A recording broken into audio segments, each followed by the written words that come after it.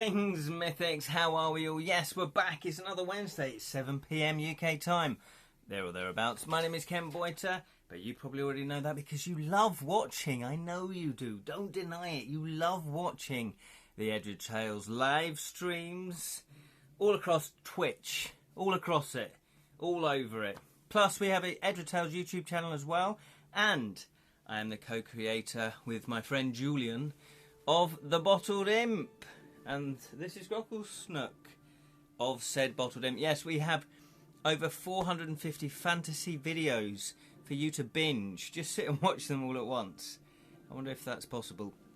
And they are fantasy board game reviews, fantasy film reviews, and fantasy book reviews over on the Bottled Imp YouTube channel. Lee is here. Hello, Lee. Thank you for joining us for tonight. And Julian is here. So not that Julian, though. Another Julian with the Bottled Imp. Good evening, Lipsticks. Can't remember what that's about. And good evening, Lirin. Or good midnight, because Lirin lives in a land afar. A walk down memory lane in Fang. And Dave is here as well. Joseph is here. Hello, Dave. Joseph, how are you? Yes, absolutely. We're going to be exploring Fang because we are playing Deathtrap Dungeon by Sir Ian Gandalf. Thou shalt not pass. Sir Ian Livingston. It could be, but sadly I'm not that Julian. No. Although, to be fair, I've not seen you and the other Julian in the same room together at the same time. Who knows? It's the Matrix. Yes, we are playing Deathtrap Dungeon, a iconic fighting fantasy game book. I believe it was it number 5 in the series? Number 4? I should have looked this up. Now this is the Wizard Books edition, so it's not the classic Deathtrap Dungeon cover that you're probably used to. Death becomes us. It probably will, knowing fighting fantasy. It's number 6. There we go, straight in there, number 6. However, yeah, what slightly threw me, I didn't think it was number 3, but in the Wizard Book edition when they launched these, when did they do these? The 2000s? Yeah, early 2000s. They put this in at number 3. Which is surprising. We've got here, they launched The Warlock of Fight Top Mountain at book number 1. The Citadel of Chaos, book number 2. Deathtrap Dungeon at number 3.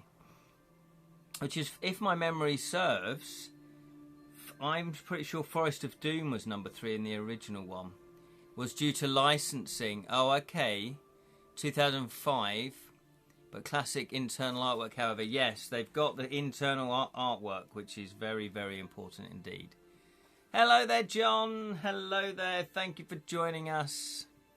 By the way, I did get your email, your song, and I've been so flat out today, I did not get time to listen to it, so do forgive me. But I know it's there. I'm looking forward to listening to it. Number 4 is Starship Traveller, 5 City of Thieves. Yeah, so they've got 4 Creature of Havoc, 5 City of Thieves, 6 Crypt of the Sorcerer. But it's kind of weird. Is it licensing because... but I thought that all the licensing was all owned by Games Workshop. I wonder why they couldn't get... You know, if you're going to say let's reprint all of the Fighting Fantasy books, surely you'd get all of the books. 2012 Wizard relaunch mixes it up yet again. Bloody Wizard, what are you playing at? Oh, so those were the ones with the different cover again. Right, so Wizard did 2 launches. Right, I didn't realise that. 2005. This says 2002, though. This edition published in the UK by 2002 by Wizard Books. Also, I guess popularity. Yeah, they might have gone, do you know what? Yeah, but Forest of Doom, surely that was a big seller. I think it was... Oh, hang on. Julian's put, I think it was what Ian had under his name directly. Oh, I see. And then was able to get others. Right, so I guess, yeah, when you write a book, Yeah, but does that mean Jonathan Green? Are you there, Jonathan Green? Calling all Fighting Fantasy authors. Does that mean that you still own the copyright of your Fighting Fantasy books that you wrote, or were you a sort of hired gun and that they own the copyright even though you wrote it? How does it work? Lee Rin has put here. Quick feedback so far. 1. If there is still time, add a hints on how to play 3-paragraph section for young ones of make notes and draw a map. It will allow rapid progress through the unexplored areas and to avoid red herrings from the one true path. 2. Consider the legitimate of 12 equal insta-kills rule. Cashing in on fate points for one last fate roll to avoid death would also be a good idea and not frustrate younger players. 3. So sorry, Lirin, is this for my feedback for my To Kill a Thief? Because if it is, then I'd prefer it if you emailed me that or sent it in Messenger, because putting on here is really awkward for me to sort of copy and paste it.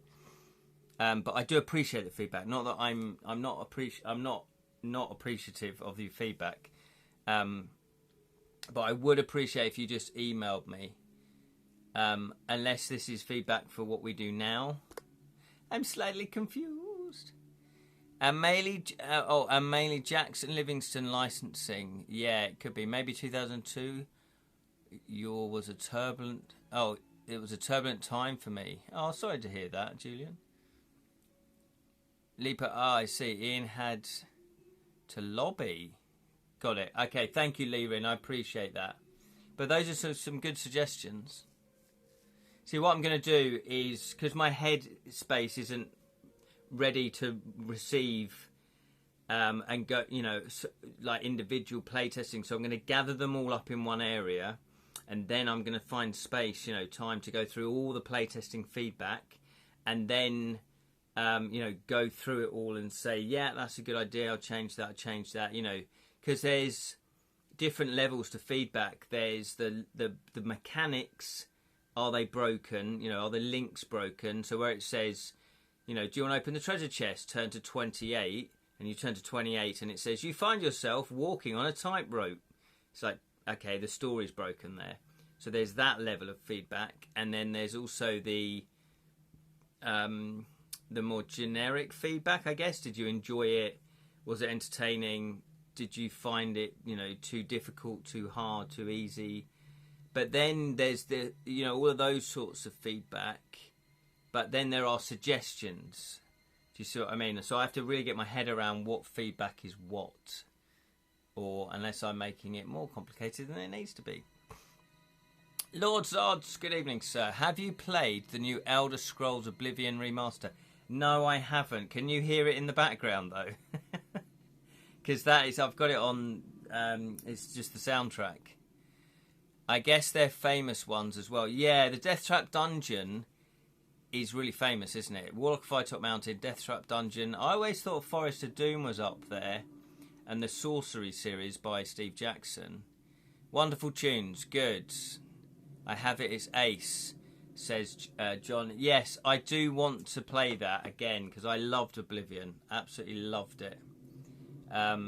It was one of the first games that I played properly solo on my Xbox 360 when I got that. Shut the jaws of Oblivion. Make it so with Patrick Stewart. Worf. Every time I do... Worf. I'm going to the transporter room now. You might be in a hurry to reprint Creature of Havoc, less Demons of the Deep. Oh, I see. Creature of Havoc, was that a big one? Shut up. Shut up, Wesley. Oh, nobody liked Wesley, did they? Nobody liked. He was a bit wet. That is a very good point. Yes. So, just trying to think. So the latest... Hang on. I normally have it handy for any quick plug. Anybody mentions my game book, it's like, whoa! But where have I put it? Here, I'll put it here. Well, I've put the sample here. So, yeah, where I'm at the moment is I'm doing the illustrations. I'm on illustration number 7 of To Kill a Thief while you guys are playtesting it and it's getting proofread. So that gives me a chance to crack on with the illustrations. So my head isn't really on, like, working out the feedback yet. Patrick Stewart says Joseph is back as Professor X in the next Avenger film. Yeah, I think I heard that. I'm not a massive superhero fan, so I've never seen... I think I've seen the first Captain America film. I've seen the early Spider-Man ones. Yes, Creature, says Lee. Creature of Harriet was very late for Jackson, so lots missed it the first time round, but it was huge. Oh, okay. Creature has it where you are the creature. Oh, that's right. I think I heard that. Copyright on Howl of the Werewolf for text is Ian and Steve. Yeah, this is what is a bit confusing, isn't it? I guess. Hang on, I'm trying to see it. Patrick Stewart. No, I'll wait for it to go and sail again. I've done several playthroughs in the original game of Steam. Fantastic. Hang on. Copyright and Steve, despite being written by John. Oh, I see. Yeah, that's what I mean. So the deal was, if you're going to write a fighting fantasy book, that they keep the copyright, I guess, and you get a flat fee, I guess. If John was here, he could maybe tell us, enlighten us. But Glenn is here. Hello, Glenn. Thank you for joining us. Creature for Havoc is awesome. Love some of the mechanics. Yeah, maybe we should do Creature for Havoc then, but that might be a bit too fresh in your memories. Number 24, if I remember correctly. Whew. Well, according to here, yeah, so it obviously did really well because Wizards put it in at number 4. Be interested to know how much Mark G still controls. Mark G. Who's Mark G? Does he own Games Workshop now? I don't know anything. Mark Gascoigne. Don't you mean Paul Gascoigne? No. Oh, did he take over then? Does he own the Fighting Fantasy rights then? Because Penguin published them first, didn't they? 1984, it says here. Text copyright Ian Livingston, illustration copyright Ian McCraig. So there we go. He was editor-in-chief for years. Oh, I see. Yeah, so he might have a bit of a say in that. Good evening, Steve. How are you? Not all Fighting Fantasy text is owned by Ian and Steve, but most are. Oh, I see. So it's a little bit complicated. It is a little bit complicated. I guess, you know, when you're first starting writing these and, you know, there's a passion for it, you just want to do it. You want to get it out there. You don't really necessarily thinking about in 20 years' time for the reprints, who's going to own what, I guess. Although Ian and Steve were very good business people, so... the Riding Reaver. Oh, nice. Julian put, if only there was a plotted history of fighting fantasy in hardback book format. I know. Has anyone thought to write that yet? Anyone? Got it on my shelf over there. I've not read it yet. Reprinting Creature of Harriet so early in the reprints was honestly not a safe move on part of Wizard Books, considering the opening is completely chance dependent if you want to survive the adventure proper. Not to mention that too difficult for adults, much less kids. Okay, and bleak in tone for those without maturity. Appreciate it. Yeah, that's a very good consideration then, Lee Rin, that you've put there. Maybe, yeah, because obviously the more they wrote these game books, the more they were getting sophisticated and better at it, and maybe going, oh, let's up the complexity level of them. And if you've already got an audience, they would be going along with you on that journey. But if you're starting from scratch and you've got a whole new audience, and suddenly you've whipped in Creature of Havoc at number 4, people are going, whoa, hang on, that's a massive jump from Warlock of Fire, Top Mountain, Citadel of Chaos, and Deathtrap Dungeon. But you are the monster. That's way cool. It is. I think Dave Morris owns Keep of the Lich Lord, and James Thompson owns Sword of the Samurai. Oh, fair enough. Yeah. Yeah. So there we go. Well, we are here to play Deathtrap Dungeon. We're here to play Deathtrap Dungeon. So let's crack on. We're going to roll some stats in a second. Lee's put, I suppose Steve Jackson may own his own. Confusingly, not the UK studio, but the Steve Jackson did the superheroes. Yeah, I know that the American Steve Jackson got involved just to confuse matters. Livingston put that though Creature of Havoc did not give your character even agency and freedom of choice until roughly 50 minutes of gameplay. Oh, really? Lord Zod's put here, there are Fighting Fantasy or Adventure... Are there any Fighting Fantasy or Adventure books from other publishers that, if given the opportunity, you would love to rewrite or reshape in some way? There's an open question there. If people would like to rewrite... Rewriting... That's never been really... I've never been really interested in rewriting somebody else's work. I've never really been interested in taking that on. Yeah, I guess if it was like Jonathan's model, where you're taking existing things that are out of copyright, doing a Sherlock Holmes choose your own adventure would be fun. Hello, Roslyn. Welcome, welcome, welcome.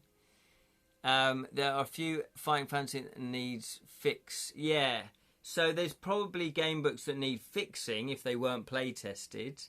However, I would probably want to do, if I had to do someone else's work, it would be my own work but using their characters that are out of copyright. So I don't know, a King Arthur one would be quite cool, wouldn't it? You know, you could play as Merlin. How about that? That'd be quite cool. Think John, yeah, that is on the cards. Yeah, so Sherlock Holmes, you know, there's a few. Dave, Sherlock Holmes game book? Yeah, exactly.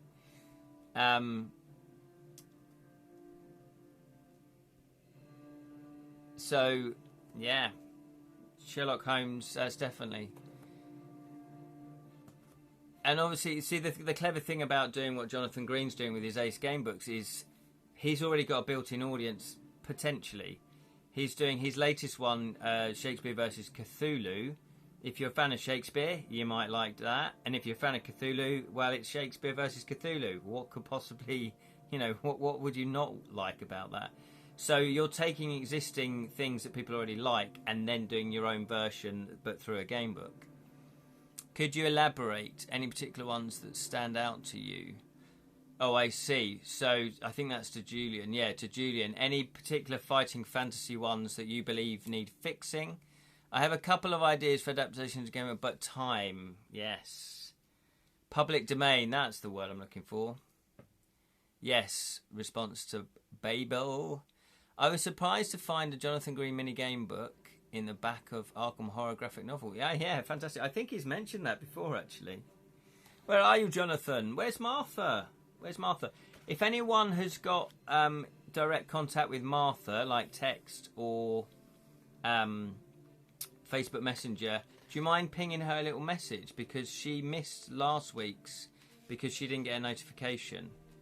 So there we go. Okay, so let's crack on. I have our equipment that we need. I have an adventure sheet. I also have monster encounter boxes. Although I don't know about boxes. Just monster encounters, surely. No? We have those. But obviously, we're not going to come across any monsters, are we? Monsters in a dungeon that's full of death traps. It's full of death traps, not monsters. I actually saw a post of Jonathan's Howl of the Werewolf cover illustration as a poster in a Tywin's tabletop game store 2 years ago. Brilliant, during the pandemic. That's fantastic. Is the pandemic? It's a little bit longer than 2 years ago now, is it? I don't know. I've missed the Twitch notifications in the past, but I just got it now. Yes, Twitch does seem to be glitchy, we have found, with your notifications. Hence why I do like to try to stick to a schedule so that even if you don't get a notification, that you'll go, oh, it's 7 o'clock. Yeah, it's Wednesday. Ken's normally on, blathering around for 20 minutes when we should be playing Deathtrap Dungeon. I'm getting on with it. Let's read the blurb on the back of the book. Deathtrap Dungeon. By the way, it's such a good title, isn't it? Deathtrap Dungeon. It tells you exactly what to expect. And it's got such a nice rhythm. Alliteration, always nice. But just a lovely rhythm of the words. Deathtrap Dungeon. Down in the dark, twisting labyrinth of Fang, unknown horrors awaits you. Devised by the devilish mind of Baron Sukumvit, the labyrinth is riddled with fiendish traps and bloodthirsty monsters, which will test your skills most beyond the limit of endurance. Hello, Sally. How are you, madam? Oh, madam. Be prepared to live for 10 minutes, yeah. Is this where he gets his reputation from? Or maybe he had that before. Countless adventurers before you have taken up challenge of Trial of Champions and walked through the carved mouth of the labyrinth, never to be seen again. Should you come out of the labyrinth alive, you'll be wealthy beyond your dreams. Do you dare enter? If we say no now, there's going to be no live stream. We know we're in the dungeon quickly at this point. Yeah, I don't need any "are we in the dungeon" comments. I'll still get them. I'm not silly. So, how to fight the creature of the Deathtrap Dungeon. Before embarking on your adventure, you must first determine your own strengths and weaknesses. You have in your possession a sword and a backpack containing provisions. Oh, so I'm going to write sword straight away. And I don't know how many provisions we get. I think it's 10 for the trip. You've been preparing for your quest by training yourself in swordplay and exercising vigorously to build up your stamina.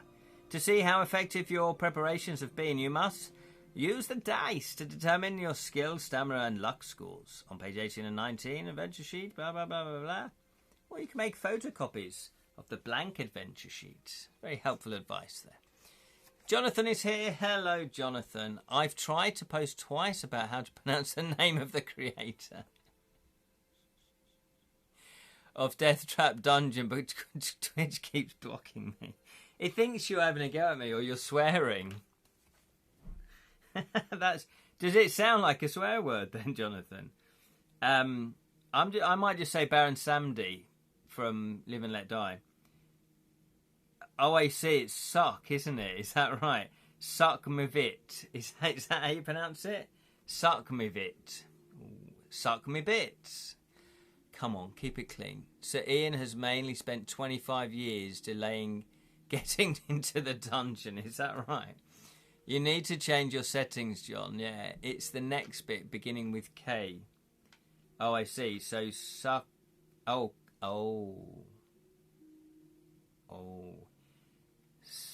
Sukumvit.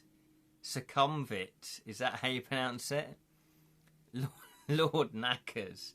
Lord Knackers to see you, sir. The mods are checking in. Yeah. Check in. Paul McCartney, awesome Bond opening song. Yeah, oh yeah, absolutely. Live and Let Die. Cracker.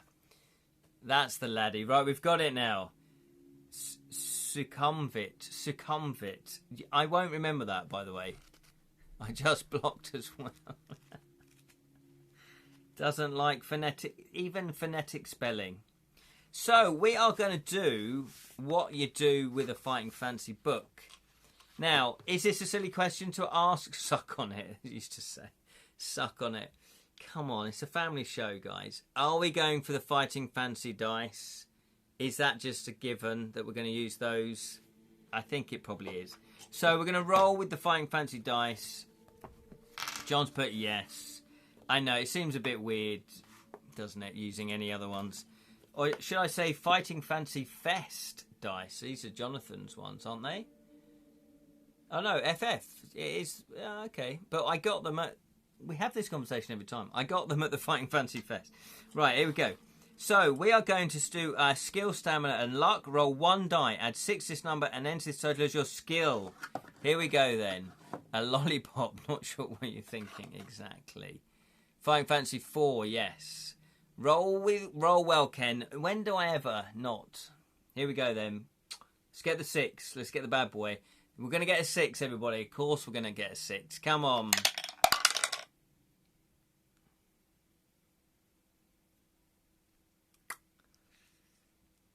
Do we do that again? No, we can't cheat. We can't cheat. We can't cheat. It's tempting. It is tempting. We're going with 8. We've got 8. We've got 8. We will be Brave Baron Samdi's Funhouse with the Lucky Johns. Brave, I like that. Brave Baron's, yeah, Baron Samdi's Funhouse. Welcome to the House of Fun. Right, here we go then. That didn't go to plan. We're going to roll 2 dice and add 12 to the number for the stamina. Come on, let's get 12. Oh, that's not bad. That's not bad. That's 8, 10, 20 for stamina. 20 for stamina. And, which luck? The book is not messing. 8 skill. Yeah, I think we have to... I think it would be a hollow victory if we cheated at this stage. Add 6 to the number. Roll 1 die. Here we go. This is for luck. Oh, boom. Cashback. Have it. So we got 11 for luck. So those are not bad stats. 8 for skill, 20 for stamina, 11 for luck. Lord Zods here has put some books go for Warhammer SD&D 4th edition approach with the game mechanics. Have I got that right? I'm not sure. Probably Mr. Big will see you now. Mr. Big will see you now. Mr. Big. 8 is the Harmony for Good Fortune Jackpot Mandarin, so it's not a bad score. Yes.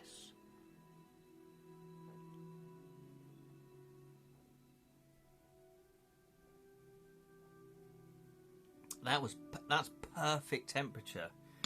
That's temperature. It's really nice and warm, but I can drink lots of it at once. Not that I like to down a cup of tea. That's how hard I am. Just down an old cup of tea. The FF books only ever use FF rules. Oh, okay. But there is advanced fighting fantasy, isn't there, that I've not played, which I think is more. That's D&D. That's more akin to D&D, without mixing up the copyrights. So, we are going to... What else do we have to do? And it also says about equipment. You start the adventure with a sword, leather armour. Oh, I didn't realise we get leather armour. Leather armour.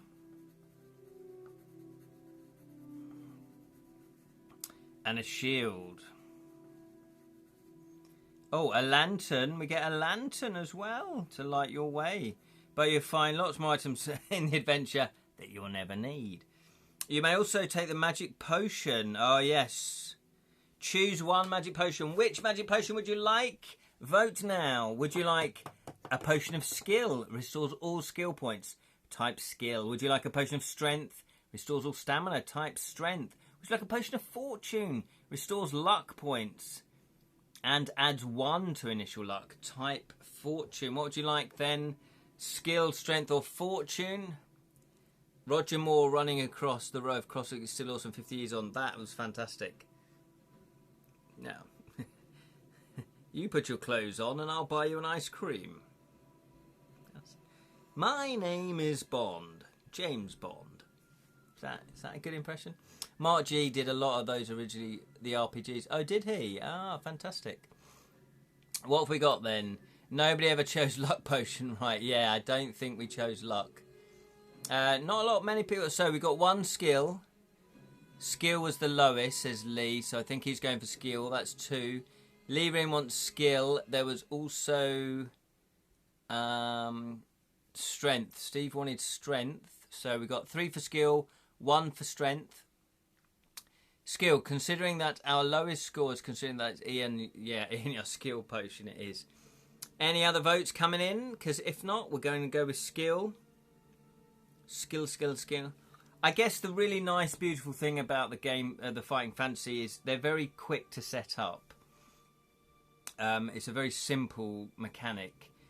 But then again, you know, when you write your own game book, that's the dilemma you have.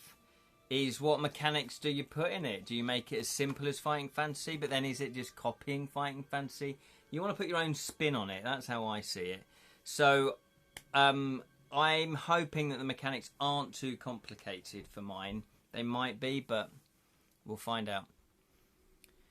Always stamina potion or luck. Skill is a waste. Oh, Julian. Skill might be a waste because when do we lose skill points? Stamina. Maybe we should... Depending on how often you luck and what you're starting for, luck is potion is well worth it. Okay, so should we vote again after the wise words? Yeah. Okay, so Dave has put here, I'll change mine to stamina. Anything under that is now going to count. So vote again, please. We got one for stamina. I prefer non-Fighting Fantasy game books to be a bit more complex than Fighting Fantasy. Okay, that's interesting to know, Steve. Because mine are definitely more complex than Fighting Fantasy. And I guess that's kind of what I was thinking as well. So we got two for stamina, one for skill. Rosalind would also like stamina there. Sweets. John's put sweets. He would like some sweets. What kind of sweets would you like? Sparkles? Who remembers that? I'm looking at you, Julian. Stamina. Joking, yeah. So 3 for stamina. Stamina's probably a good one because that restores us right back up. Lucky dip. Dab. Lone Wolf complexity is good. Yeah, Lone Wolf is pretty good. Yeah. Because you get those innate skill. You get the skills. I don't know what they call them, but abilities. I think it's special abilities that you can pick up as you go along. Starmer. I don't know if we want that. Right. Anyway. Oh, politics. Bit of politics. So we're going to put a potion of strength. I'll just put strength potion. So that is it. Also, hints on play. Do not die. I'm sure we start with provisions. How many provisions do we start with? It's normally 10.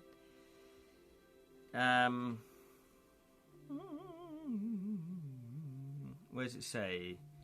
Luck. Alternate dice. Magic weapon will increase your skill, but remember, you can only use one weapon at a time. I'm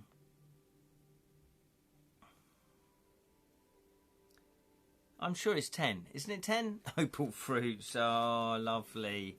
Made to make your mouth water. Yeah, lucky dips even with the lottery too. I recently got the newer box set. Will be good to level up in order. Oh, lovely. Nice. Kai and Magikai. Yep. Yes, they've been launching those, haven't they? The new Lone Wolf set, the hardbacks as well. I like the new set. Has bestiaries. Oh, okay. That's really cool. I'm pretty sure I'm going to put 10. I'm going to put 10 provisions. I'm pretty sure it's 10, but I can't actually find that wording. Is it 10 provisions?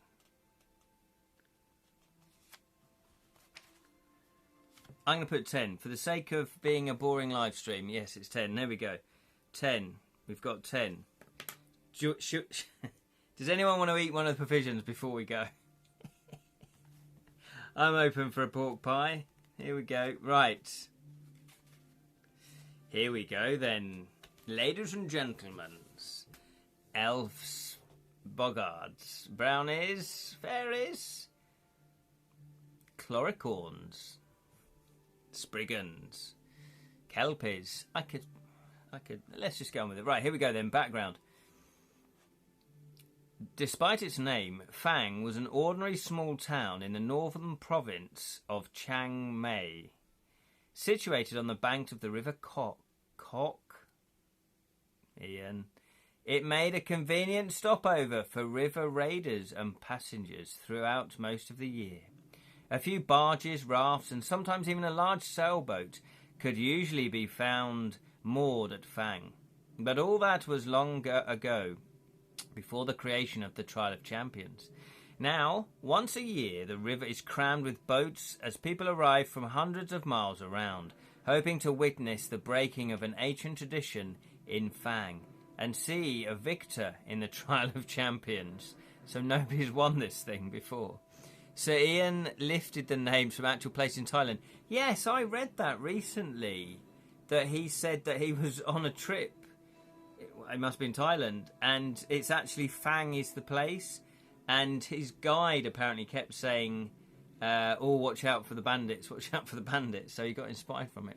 Ken is just reciting the names of brownie 6s. Yes, 10. List on the stamina and provisions. Oh, okay. I knew it was somewhere. Where did you read that? In the history of perchance? No, but I think someone quoted you from that. I think they got it from that. It was on Facebook. It was a picture of Thailand or something. Yeah. Oh, it might have been you. You might have posted it up, Jonathan. I don't know. Facebook's just a wall of stuff. If only there was one. Yeah, I know. I can't. Mine's on the shelf over there. Not that that helps you guys or helps us now. We joked about that earlier. Yes, here we go.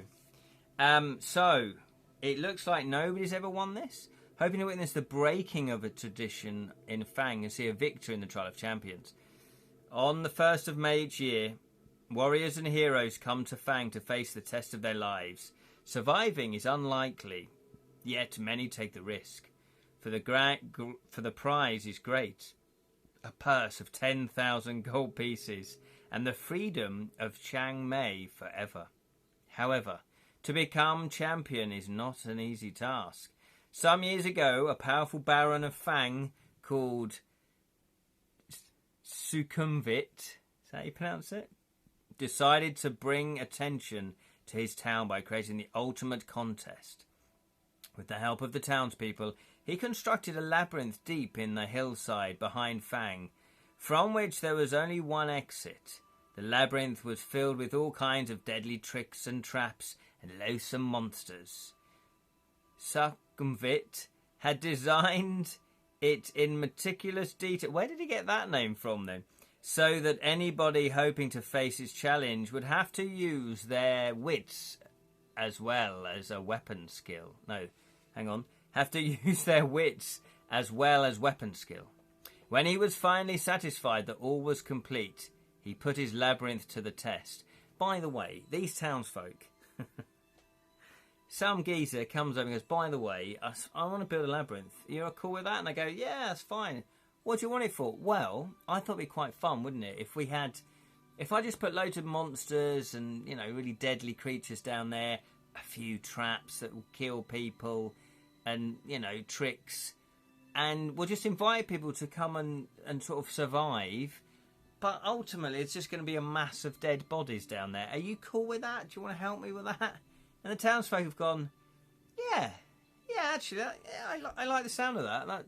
Yeah, count me in. I'll be up for that. Is that how that works? I think Jackson based sorcery on his gap year in Tibet. Oh, did he? And I'm also enslaving you all to build it. Yeah, exactly. Is that what he does? He actually enslaves it. Brings in the trade. The most literal tourist trap. Oh, that's beautiful, Lirin. That really is a tourist trap. Probably hired Grimtooth to help encourage him. Yeah, I think he did. But anyway, they love it. They're up for it. So, he picked 10 of his finest guards and fully armed them. They marched into the labyrinth. They were never seen again. The tale of the ill-fated guard soon spread throughout the land, and it was then that Sukumvit announced the first Trial of Champions. Messengers and news sheets carried his challenge, 10,000 gold pieces, and the freedom of Chiang Mai forever. To any person surviving the perils of Labyrinth of Fang, I need to know a little bit more about Chiang Mai before I think, it's worth risking my life for. The first year, 17 brave warriors attempted the walk. As it later became known. No one reappeared. This is bleak. I love this. This is a kid's book. I love it. It's bleak. No one reappeared.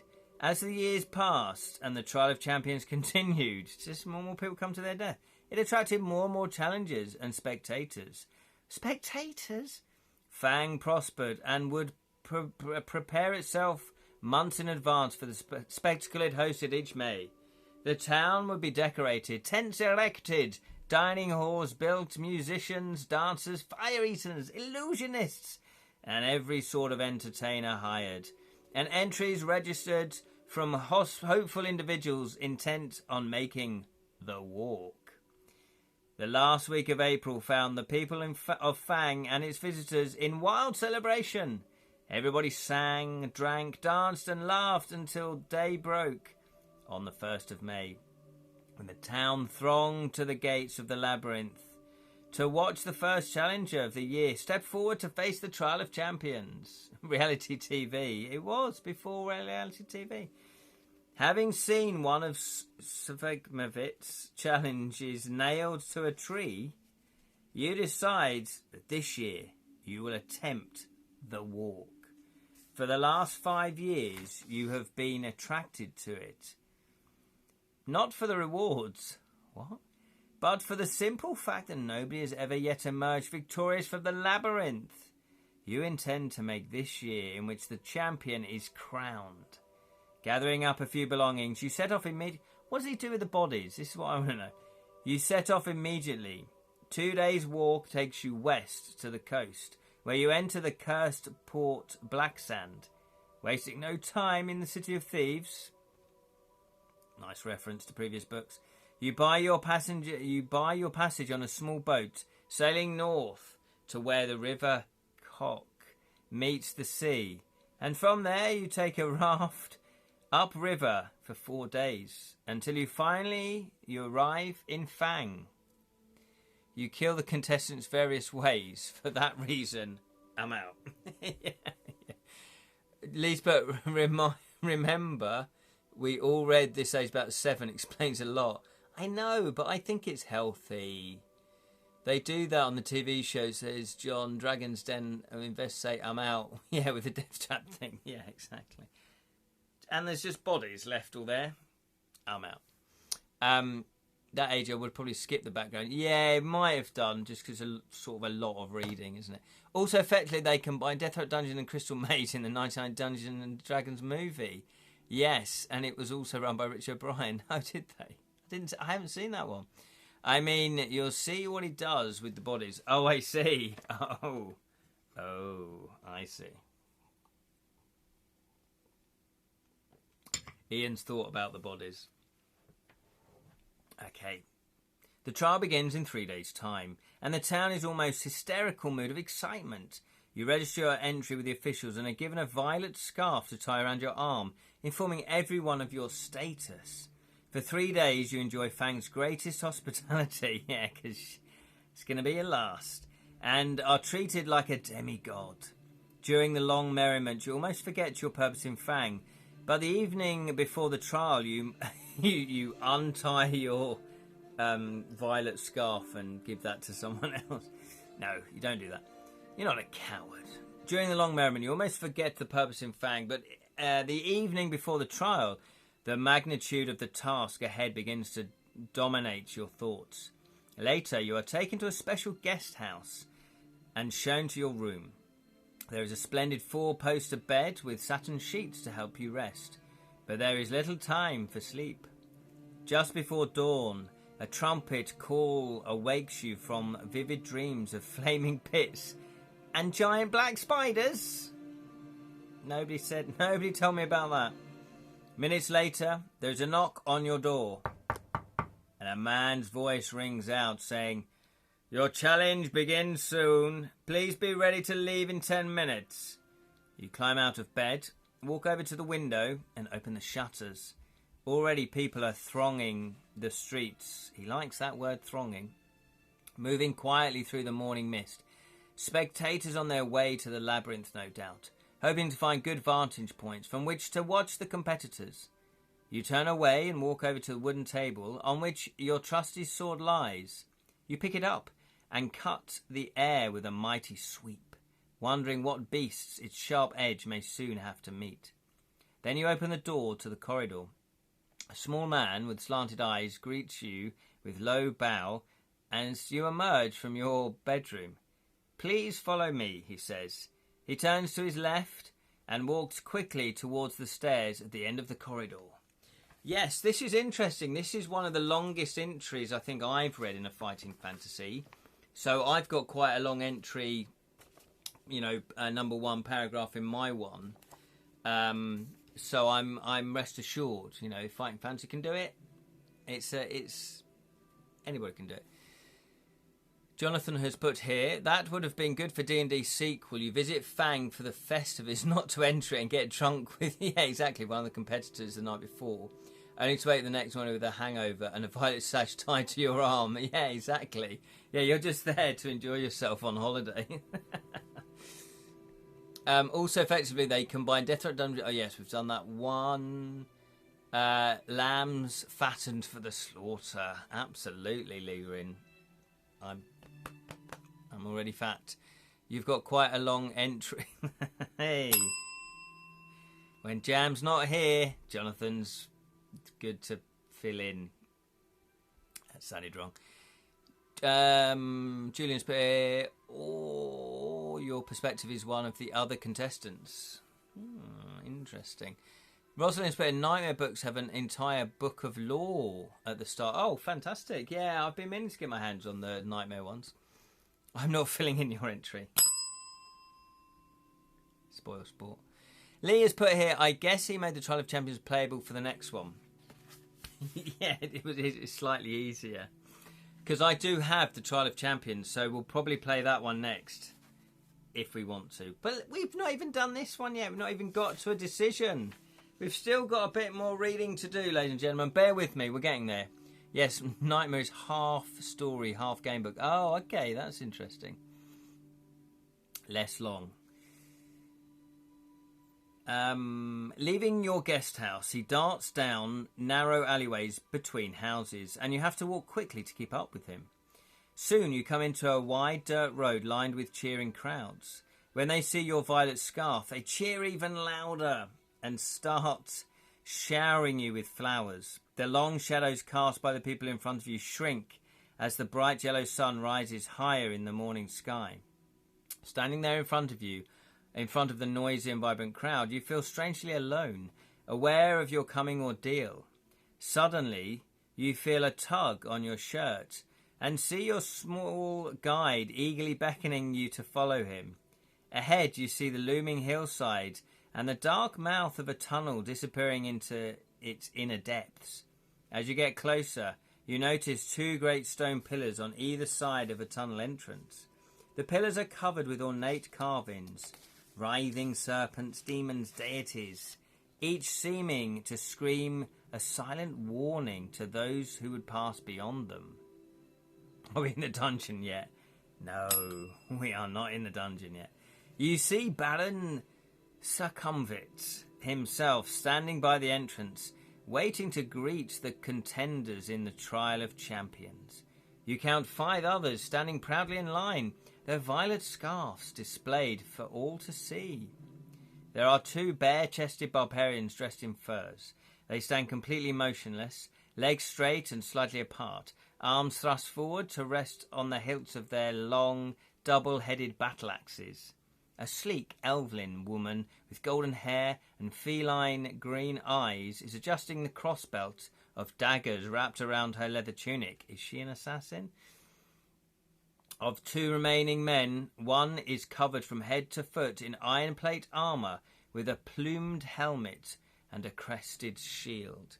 The other is cloaked in black robes, only his dark eyes showing between the swaths of his black face scarves. Long knives, a wire grot, and other silent death weapons hang from his belts. The 5 contenders acknowledge your arrival with almost imperceptible, a bit too of a long word there, imperceptible nods of the head, and you turn to face the exuberant, the exalted crowd for the last time. Suddenly, a hush falls over the crowd as Baron Sukumvit steps forward holding 6 bamboo sticks. You draw one from the outstretched hand and read the word 5th. Then the trial begins. No, we're not in the dungeon yet. We're nearly. But look at this illustration. First fantastic illustration. You stare at them, you are pillared. Ninja Barmstead. No. Look at this. What made me laugh there? I had a quick... This little creature. He caught my little eye. Look at him there. Is he our guide? Who's he? What's he up to? What's he up to? So let's double check. Who did the interior illustrations? Oh, Ian McCraig. Yeah, fantastic. Fantastic. Is it an Easter egg? I think it is an Easter egg, isn't it? Oh no, that's our guide on the other side. That must be an Easter egg. Yeah. Here we go then. Oh, we've still got a little bit more. Just photo bombing. Yeah, exactly. The knight is first. He salutes the crowd before disappearing into the tunnel and is followed half an hour later by the elf. Next goes... Oh God, if we have to wait, I would have been back at the hotel enjoying the aircon. Next goes a barbarian and then a dark assassin. Now it's your turn to salute the crowd. Holding your violet scarf aloft, you take one final deep breath of cool, fresh air before turning to pass between the stone-pillared gateway into Sukumvit's corridors of power to face unknown perils on the walk through the mighty Baron's Deathtrap Dungeon. Now turn over. Is it a self-portrait? I don't know, it might be. It's like a werewolf, sort of. I don't know. It's crazy. It's a great illustration. Ian, father of Darth Maul McRae. Yeah, absolutely. Absolutely. Looks like a person to me. It is a person. Although I thought that was... It looks like a werewolf. I thought that was like his ear, but I don't think it is. Definitely not. Ian McCraig is a very handsome man. He is a very handsome man. You're right. He is a handsome man. Maybe it's one of his children. I don't know. Shh, don't tell him that. Don't tell him. Right, now we dungeon. Let's find out if we're dungeon. The clamour of it. Okay, so here we go. At last. At last. We're going to write down part 1. Entry 1. Your adventure begins. The clamour of the excited spectators gradually fades behind you as you venture deep into the gloom of the tunnel. Large crystals hang from the tunnel roof at 20-metre intervals, radiating a soft light, just enough for you to see your way. As your eyes gradually become accustomed to the near darkness, you begin to see movement all around. Spiders and beetles crawling up and down the chiselled walls, disappearing quickly into cracks and crevices as they sense your approach. Rats and mice scurry along the floor ahead of you. Droplets of water drip into small pools with an eerie plopping sound which echoes down the tunnel. The air is cold, moist and dank. After walking slowly along the tunnel for about 5 minutes, you arrive at a stone table standing against the wall to your left. On it are 6 boxes, one of which has your name painted on its lid. So you have your first choice. If you wish to open the box, type open. If you prefer to ignore it and continue walking north, type ignore. What would you like to do? There's a box. There's a plop. It's eerie. It's dark. It's dank. Open it, open it, open it, open it. Is it your birthday? Say it was a scorpion straight away. I don't know. Could be. Could be a spike. You open it and it's straight through your eye, out the back of the head. Bosh. Dead before you even set foot in the dungeon. Okay, but all of you are going to open it. It's not really your birthday, is it, Julia? No. Is it? Okay, so unanimous vote there. It's like you've all played this before. 270. Here we go. 270. I guess some of you will genuinely remember, you know, some of it, most of it, and know what to do. There might be some of you that haven't played it since you played it as a kid that have got vague memories of it. Or there might be some of you like me who have never played this one. John's go, okay, give the box to someone else, see what happens. Yeah, exactly. Well, it's too late. We are opening the box. The lid of the box lifts off easily. Inside, you find 2 gold pieces. Cashback. Should we just quit now and go? And a note written on a small piece of parchment addressed to you. After placing the gold in your pocket, you read the message, which says, well done. At least you have the sense to stop and take advantage of the token aid given to you. Now I can advise you that you will need to find and use several items if you hope to pass triumphantly through my Deathtrap Dungeon. Signed, Sukumvit. Memorizing the advice on the note, you tear it into tiny pieces and continue north along the tunnel. So, your instincts were correct. We have 2 gold pieces. And it says here you'll need to find several items. It doesn't say which. Probably keys. Classic 50 pence UK rip-off of 50 cents track. 50 pence. Okay. 66. After walking down the tunnel for a few minutes, you come to a junction. A white arrow printed on one wall points west. On the wall you can see wet footprints made by those who enter before you. It is hard to be sure, but it looks as though 3 of them follow the direction of the arrow, while one decided to go east. Very helpful, yeah, I know. Pick up some stuff. That'll help you. While one decided to go east. So what would you like to do then? So it says 3 of them follow the direction of the arrow, which... and then one of them decide to go east. So what would you like to do? Would you like to head west, or would you like to go east? West is the one where 3 of them went, and the direction of the arrows. One of them has gone east. What would you like then, west or east? Should you follow the arrows, follow the others, or ignore? East, east, east. So you're going to follow the other one. Rosalind also would like to go east, despite the very popular song of the 80s. Or was it a band? Can't remember now. Sally would also like to go east. Sally no doubt has the advantage over me, as I can't have the snooker on in the background because I've got the Oblivion soundtrack.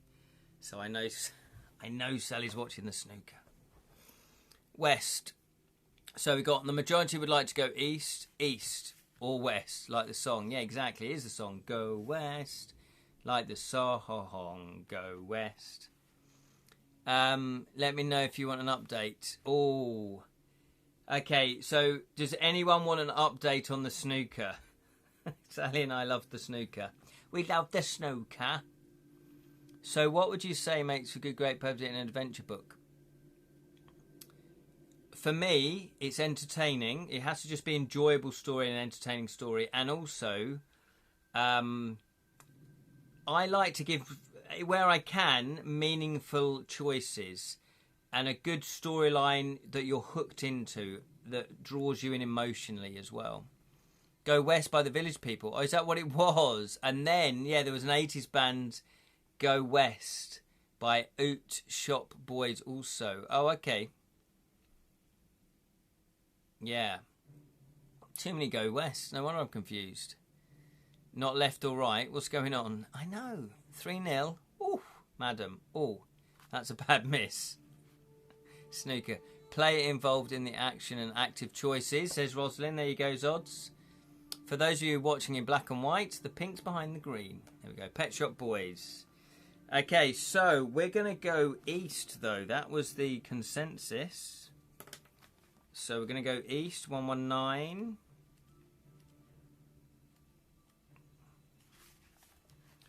Some lovely little filler. Look, I'll just show you some of the filler illustrations. Nice little rat type creature. And then we've got, obviously, a bit of a skeleton. This is so much fun. It is fun. It is fun. Ahead you can see a large obstruction on the tunnel floor. Although it is too dark to make out exactly what it is, the wet footprints you have been following carry on towards the obstruction. If you want to continue east, type east. If you'd rather go back to the junction and head west, type west. So we've got a little bit more detail. The wet footprints you've been following carry on towards the obstruction. What do we want to do? Eerie. Playability needs diversity, humour, and a nice bit of chance. Yeah, some other good bits of advice there, Zods, if you're thinking of writing your own one. East. Steve going for east. Julian and Lee and Lee.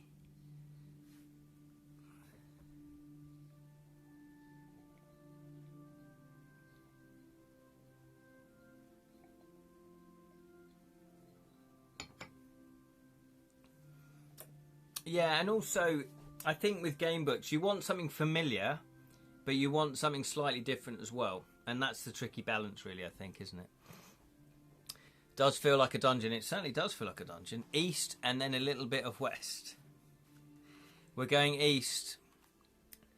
Joseph wants to go west, but we are going to go east again. We're going to carry on towards the obstruction.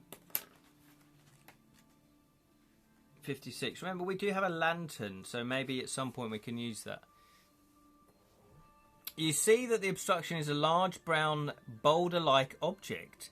You touch it with your hand and are surprised to find it is soft and spongy. Would you like to climb over it? Type climb. Or do you want to slice it open with your sword? Type slice. What would you like to do?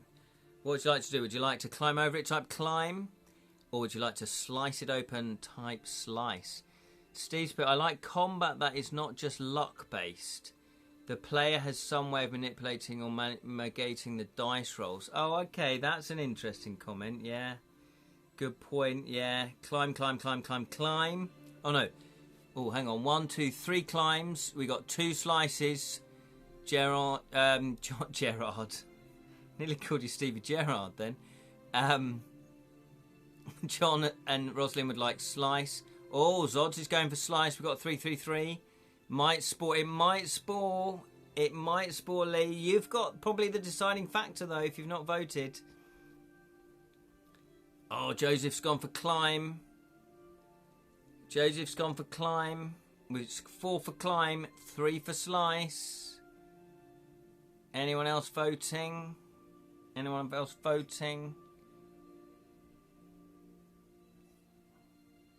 Destiny Quest, says Steve, has the best combat system. You can play skilled tactically to make combat more involved. Oh, okay. I've not played through a Destiny Quest because it's a big book.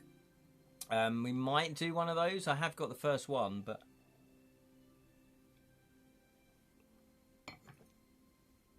it's 5-3 to climb. Okay. Might eat us now. Yeah, that's the problem. I think it's a D&D gelatus. Gelatus, is that the word? Basically a big jelly. But we're going to climb over it. This could be the end of us already. The first session. We've got 3 lives, remember. We have cheeky 3 lives. 373.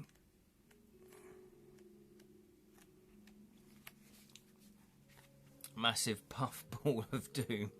Every one of my books has a different combat system. Oh, okay, that's interesting. So Dave Ingram is actually Joseph Daniels, who writes game books. And yeah, that's interesting. So we've played 2 of Jonathan's of Joseph's game books. One was a full game book, one was the prologue to one game book. I've not played enough of them to know that you've got different mechanics, but we know now. That's interesting. I like jelly. That's the problem. I know. Death by jelly. That's not a bad way to go, though, is it? If you're going to go, why not? Death by jelly and blancmange. Sounds like a Benny Hill sketch. Anyway, you clamber onto the soft boulder, half expecting to be engulfed by it any moment. Getting over it is difficult as your limbs sink into its soft casing. But eventually you manage to struggle over it. Relieved to be back on firm ground, you head east. Oh. Death by milky jelly. No thanks. Yeah, that's something else. That's not happening. Oh, have we got an illustration? Trying to work out what that is. Oh god, yeah. The tunnel makes a sudden turn to the left and heads north as far as you can see. The footprints you are following start to peter out as the tunnel becomes gradually drier. Soon you are beyond the dripping roof and the pools on the floor. You notice the air becoming hotter and you find yourself panting even though you are walking quite slowly. In a small recess on the left hand, you see a section of bamboo standing on its end. Lifting it down, you see it filled with clear liquid. Your throat is painfully dry and you feel a little dizzy from the heat in the tunnel. What would you like to do then? Would you like to drink the liquids? Type drink, or if you don't want to risk drinking the liquid, you can continue walking north. Type walk. What would you like to do then? Hydrate, yes. You want to drink or do you want to walk? That's 4 for drink. John, Steve, Liren and Julian have put drink. Could be poison though. What are you thinking? Joseph has gone for north, just walking north. So it's 4-1 at the moment. Anyone else voting? Anyone else voting? Just like Father. Yeah. Drink. Arse. Feck. Okay, so it is 4-1. Anyone else voting? Drinking now. Yeah, drinking now. That is a good point. That is a good point. So we're going to drink. We're going to drink. And we really are going to drink. Hey, it's Thatcher's Gold time. If only I was sponsored by Thatcher's Gold, that'd be great. Family cider makers. Established. When were they established? 1904 or 1984. One of the twos. Not 1902. Refreshing, medium dry, Somerset cider. It's 4.8%, my friends. 4.8%. That's a lovely sound. Back when decisions came thick and fast. I know. A cider for the family. Yeah. From kids to crumbles. Yeah. Oh, apple cider crumble. What a fantastic idea, Julian. Oh. I'm going to make one of those. 1904, just before your stream started.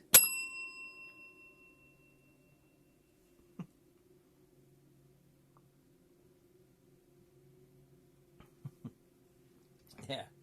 An episode of Father Ted and Deathtrap Dungeon crossover. That's good drink, well tasty. It is well tasty.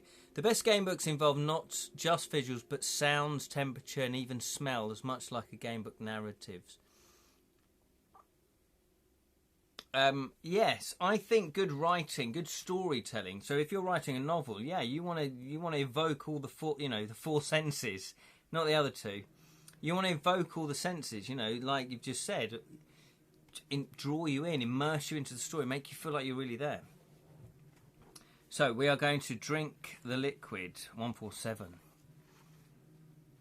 I may incorporate into my version of Deathtrap Dungeon that I'm going to build. Are you? Are you building Deathtrap Dungeon? What are you talking about, sir?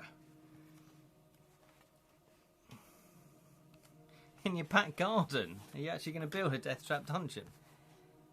I offer 2,000 curly whirlies if anyone can survive my back garden Deathtrap Dungeon. 147. The water in the bamboo pipe is welcomely refreshing. Add 1 stamina point. Yes, that's what we like to hear. I am, yes, soon. Scale size may vary. We're on 21. Back garden Deathtrap Dungeon, not a movie. Yeah, I wasn't really thinking that way, but yeah, now you've written it out like that, Jonathan. That's advanced D&D. That's advanced questing. A lot of digging, miniatures. Ooh. Right, I'm moving on. Well, so we've added 1 stamina point, which you'll be able to. Hang on. It also contains a magical solution which will enable you to be exposed to melting point temperatures without harm. Discarding the bamboo, you start off north again in good spirits. 182. Look at this. We haven't even lost a life yet. Deathtrap Dungeon. Oh, I see a commercial. Deathtrap Dungeon. I like the sound of that. That sounds proper. I don't know what Ian would say about it, but hey, he may never know. No, can't rip him off. Right then. Although Deathtrap Dungeon, is that close enough? Is that too close to Deathtrap Dungeon? I imagine a lot of splunking. Well, cuts are in a yeah. We're in a position to do that, aren't we? The temperature continues to rise, and you find yourself dripping with sweat. As you struggle on, the heat intensifies until it feels like white heat and becomes so unbearable that you pass out. If you drank from the liquid of the bamboo pipe, yes, we did. Thank you very much. Turn to 25. We're no dummies. That sounds proper roleplay. It does sound proper roleplay.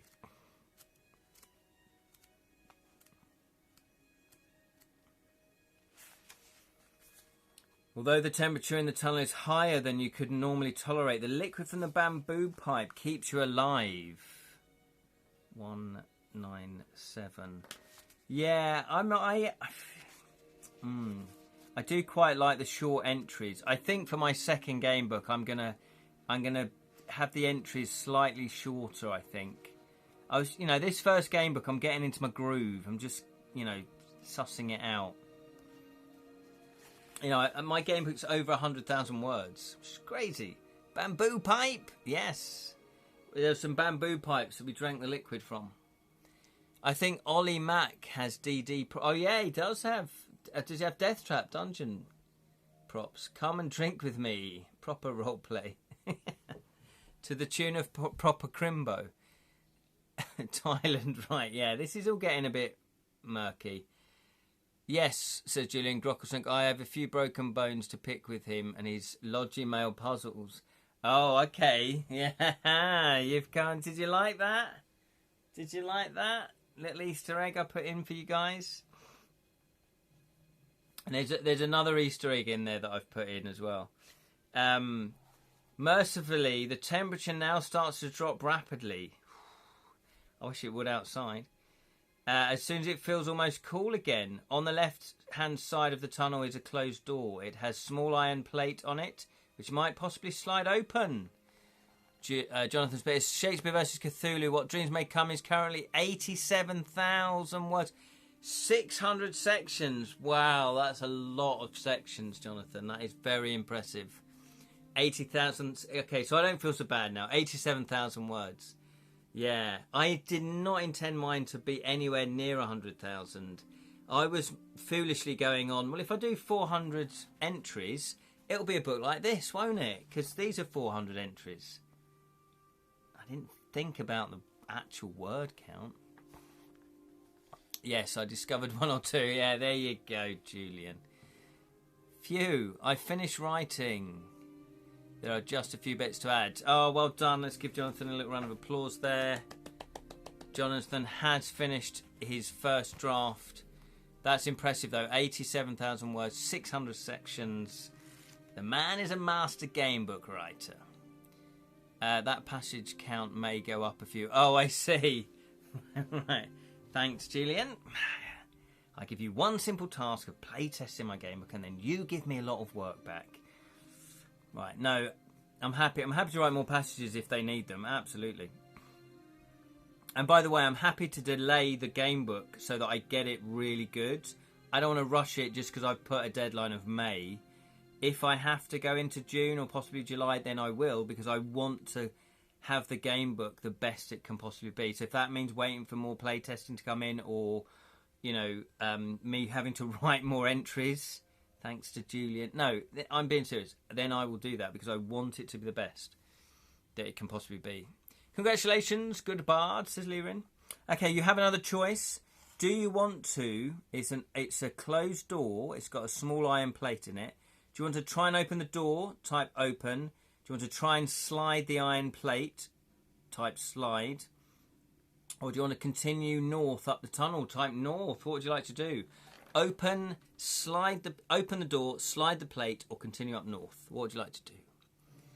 Congratulations, John, says Joseph. I'm hoping to get it all back to you in the next fortnight. Well, that'll be fantastic, you know. I really appreciate that. And anyone else that's playtesting it. I know Rosalind's been playtesting it for me. John's been playtesting it. I really appreciate the feedback that you've given me so far. And Lirin's been playtesting it as well, so thank you very much. As I say, I'm not quite in the headspace to deal with it just yet, but when I will be, then I'll just go through everything. So I might come back to you in case there's bits I don't quite understand. Okay, here we go then. Slide away. We've got slide, continue north. Will this blind us? Who knows? It blinded us last time, didn't it? Slide plate. That's a very good point, Lirin. So we've got 3 for slide, 1 for continue north. When nobody wants to just open the door.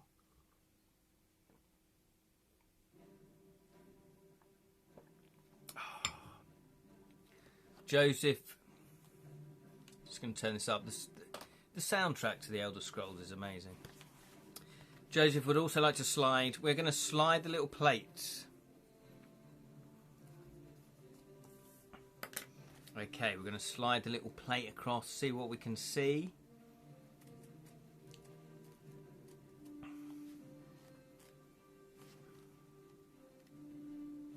What can we see? Oh, have we got an illustration? No.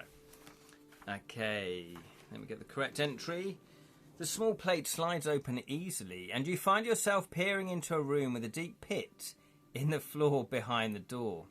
On the opposite wall, there are 2 iron hooks, one of which hangs a coil of rope.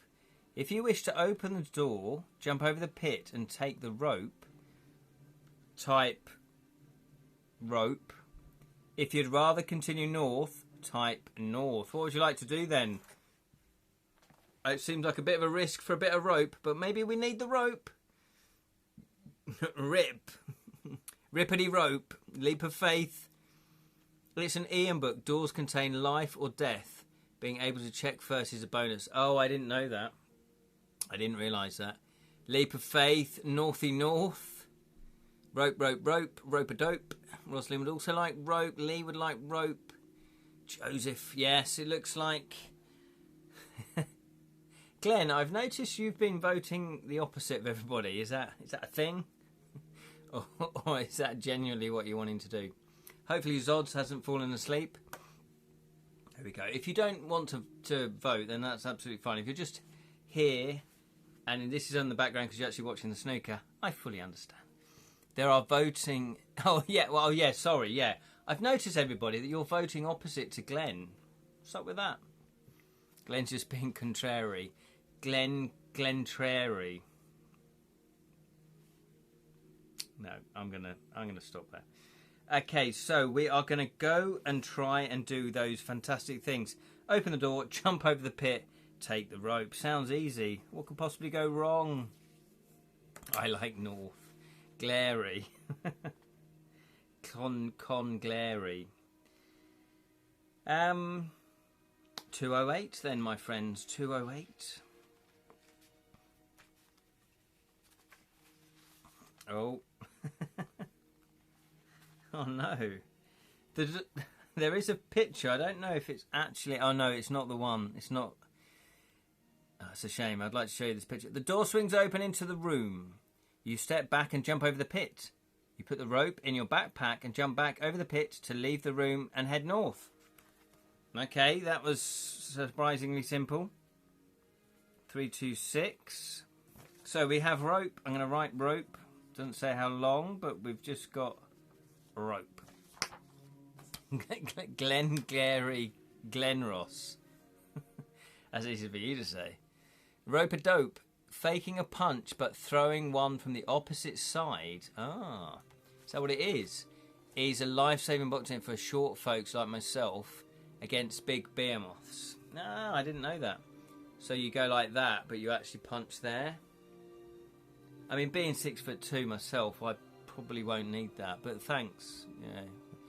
Steve's put, I'm used to watching John Robertson play this live and giving him the bad choices. Oh, I see. Yes. See, that's the advantage, because I don't think he played these as a kid, did he? He played a lot of the online adventure ones, you know, the digital video game ones. Did he play these? I don't know, but he doesn't seem to know the what's coming up. 3, 2, 6.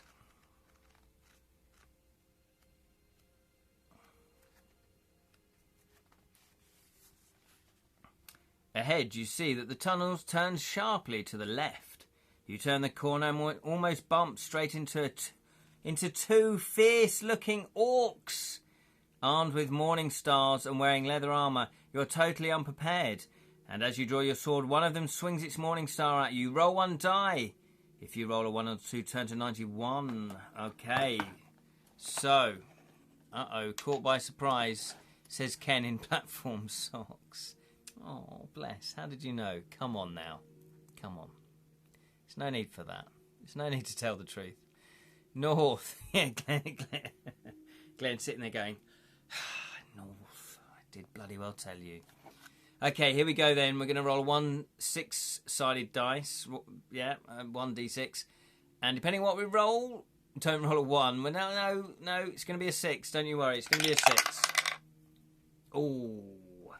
It's going to be a 5. That's pretty good. 5 or a 6. Turn to 380. There we go. 380. 380. I got it covered. Don't you worry. I'm good at rolling dice.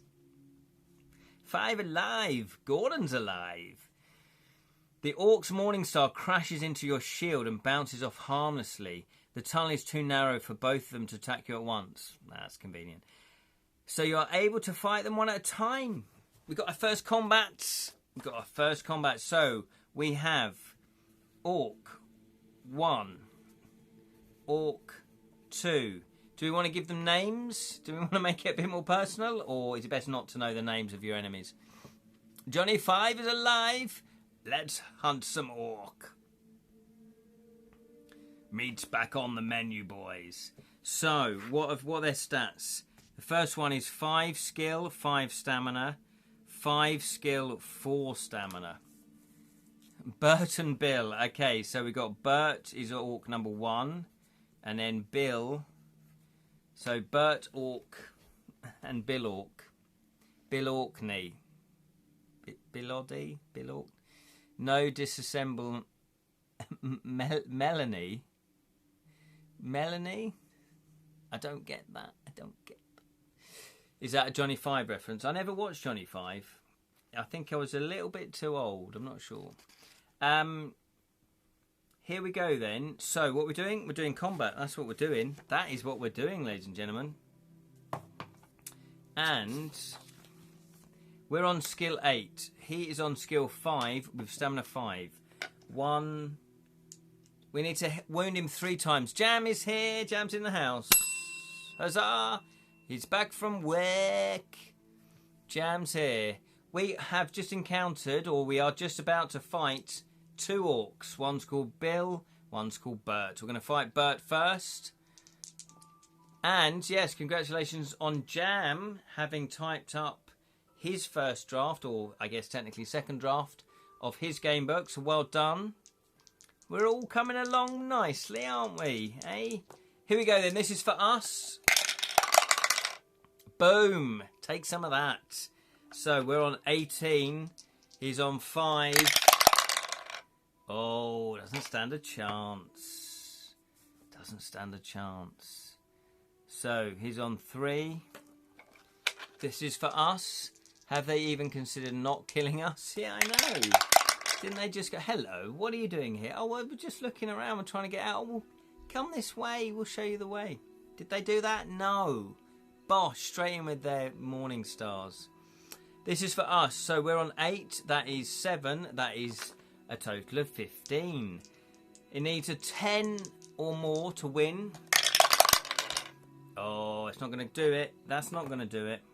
So that's another one for us. We only need to wound him one more time. Bish, bash, bosh. That's how you fight. This is for us. Ooh, a little bit low. That's 7 plus 8. Well, that's 15 again. So, you know, he needs a 10 or above. Oh, no, it's only an 8. So that's Bert dead. He dead. Then we have Bill. Bish, bash, bosh. 4. That's for us. So we're on 12. He's on 5. He dead. 5 plus. Oh, that's 11. That was close. He starts on 4 combat. So we only need to wound him one more time. Bert bought it. He certainly did. That's for us. Take that, my friends. Look at the good rolling. I'm not hearing anybody clapping and congratulating and saying that I'm the best dungeon master ever. I'm not hearing that. I'm not seeing that written there. Why is that, guys? So we're on 18. That is a 7 plus 5. That's not going to cut the mustard either. He dead. Well rolled. Thank you very much, Leroy. Thank you. Oh, stop it, guys. No, seriously, you don't have to write. You do. Slow, sarcastic hand clap. Here's me putting all my guts into this. Well, these are easy fights. Oh, come on, Lee. Don't take the victory away. Well done, and you've been practicing. I have. There's a joke in there. Well, you've just said it, isn't it? I'm going to practice my die rolling because I want to roll higher dice.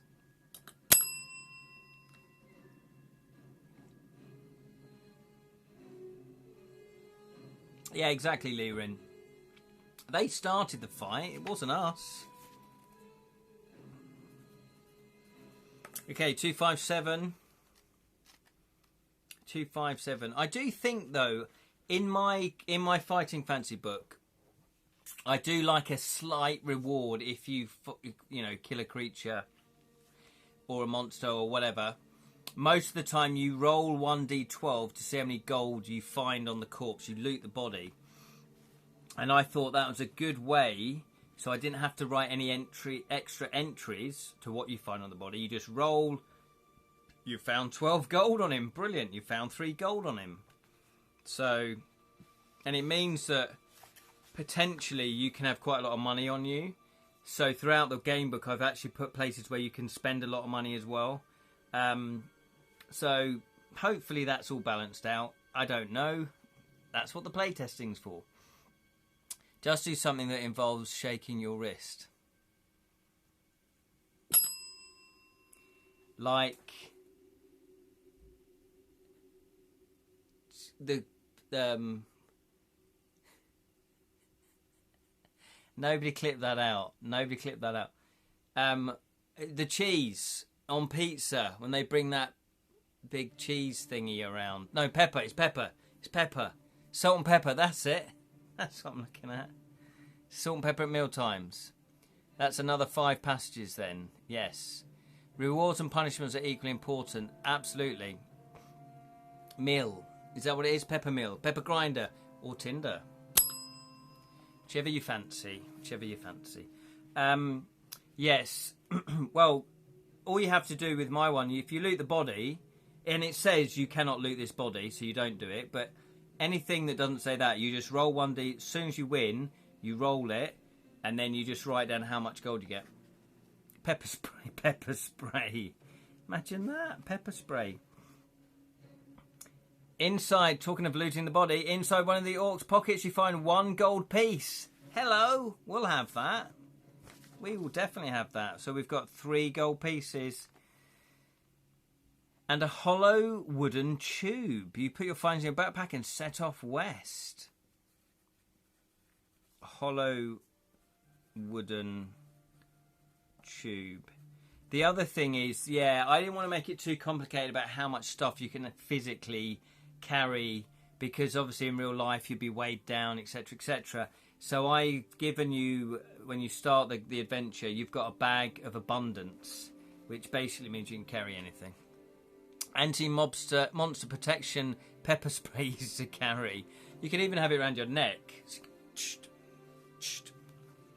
Love the bag, by the way. Thank you very much. The bag of abundance, yeah, thank you. What are we doing? We are going to 164. 164. 164. Bat shark spray. What's that from? Is that from Batman? 164. 164. 164. Why can I not find that? My brain is not engaged. Batshit crazy spray. Pow. Right in the knackers.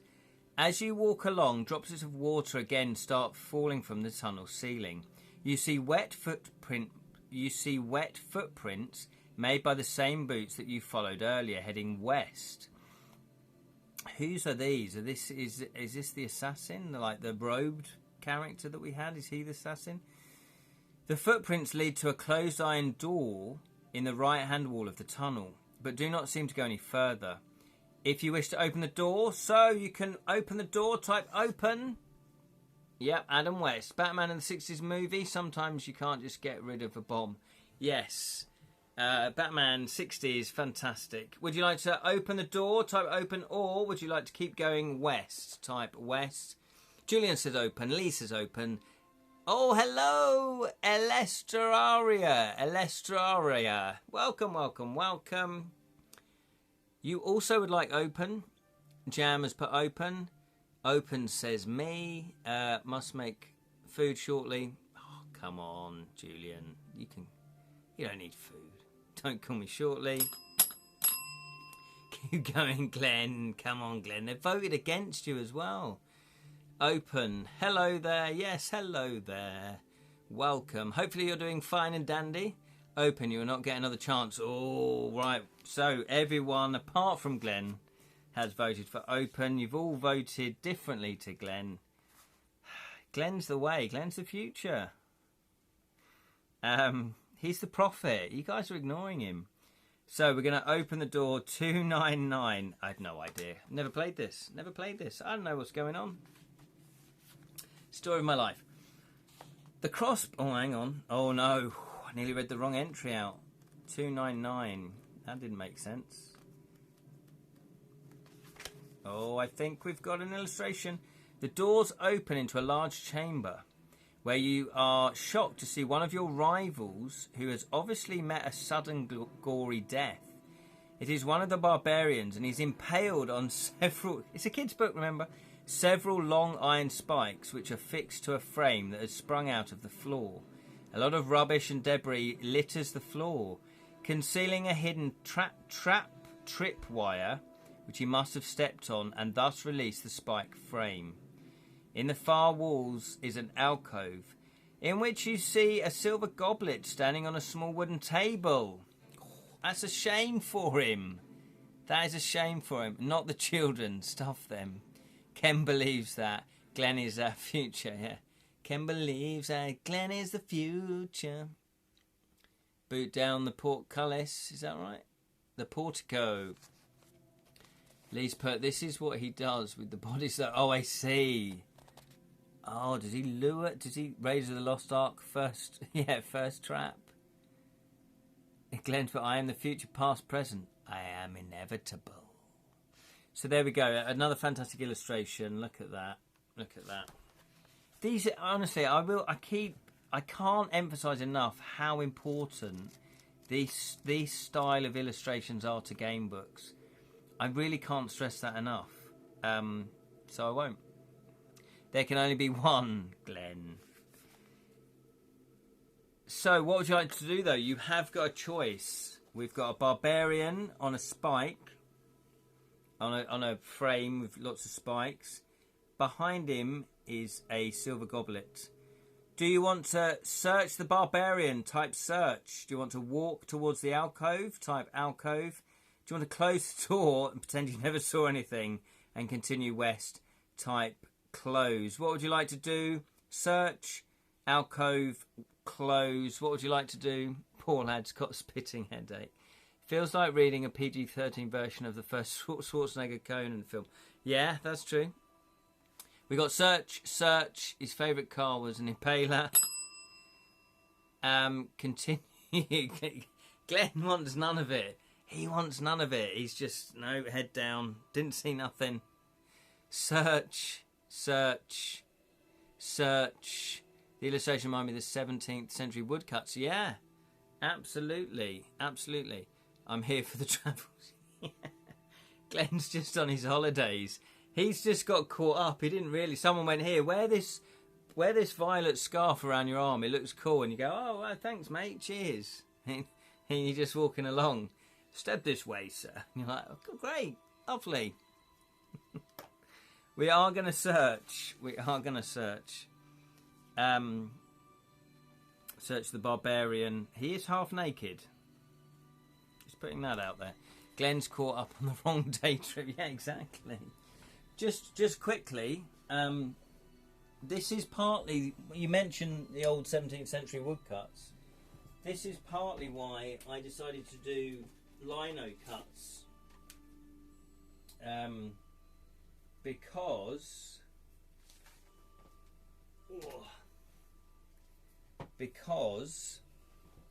for my illustrations, because I like the woodcut style. So I've already shown this one. So this is one of the illustrations that I've done. And I have actually cut this into lino. As you can see, it's lino. I've also double-sided them. And I now have finished this illustration.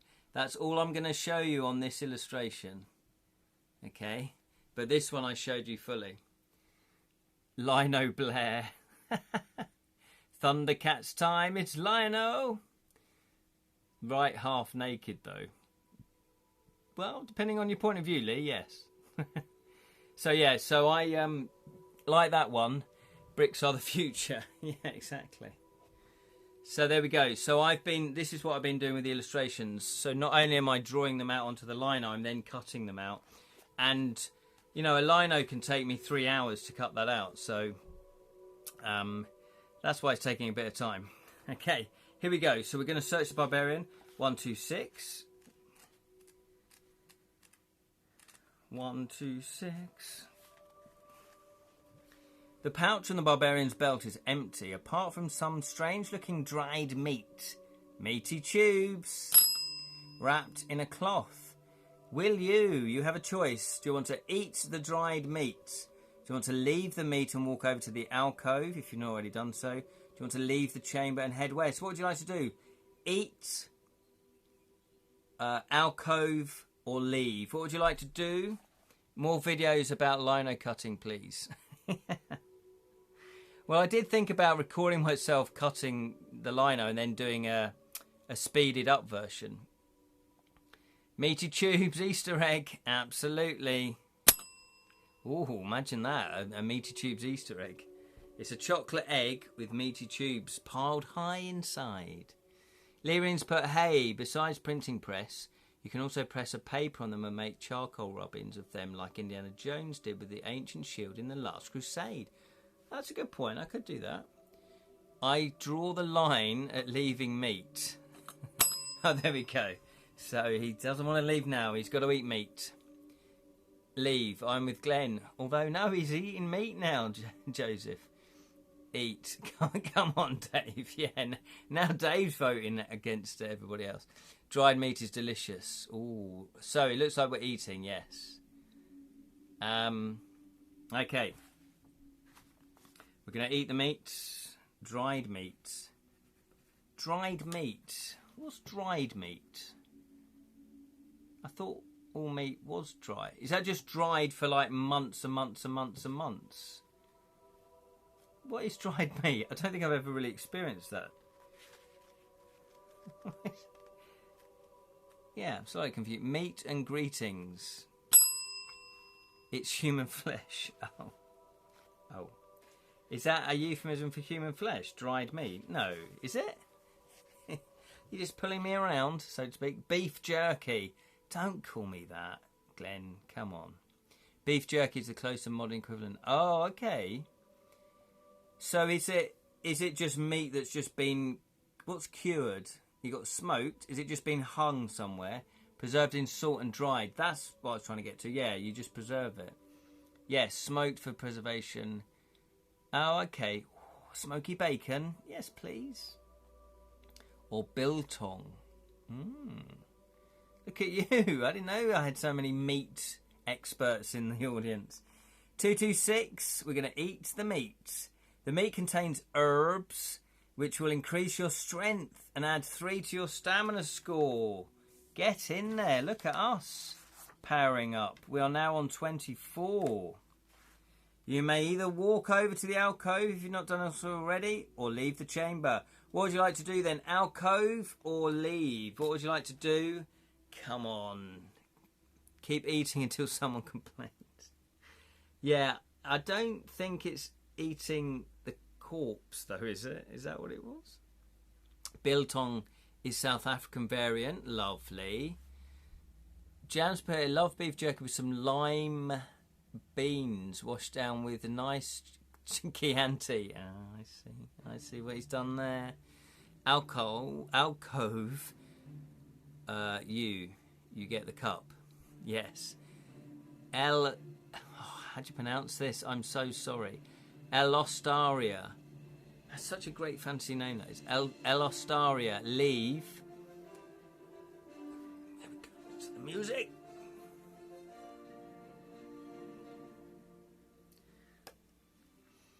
Pot noodles is the other one. Dried meat.